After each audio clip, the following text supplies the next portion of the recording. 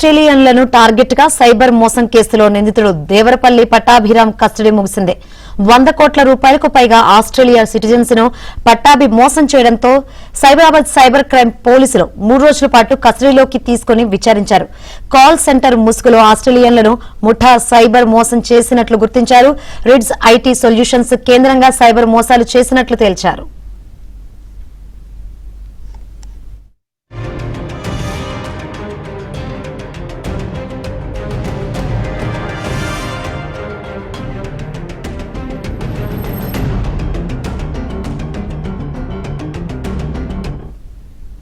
ఏడు నెలలుగా పోలీసులకు చిక్కకుండా పరారీలో ఉన్న పట్టాభిని హైదరాబాద్ లో అడుగు పెట్టగానే పోలీసులు వలపన్ని అరెస్ట్ చేశారు. దొంగలించిన సొమ్మును నేరుగా తమ ఖాతాలోకి వేసుకోకుండా ఆస్ట్రేలియాలో ఉంటున్న భారతీయ విద్యార్థుల బ్యాంక్ ఖాతాలోకి బదిలీ చేసినట్లు గుర్తించారు. అక్కడి నుంచి హవాలా, క్రిప్టో కరెన్సీ రూపంలో డబ్బును ఇండియాకు మళ్లించినట్లు దర్యాప్తులో వెల్లడైంది. 2 కేసుల్లో 100 కోట్ల రూపాయల ముఠా కొల్లగొట్టినట్లు సైబర్ క్రైమ్ పోలీసులు గుర్తించారు.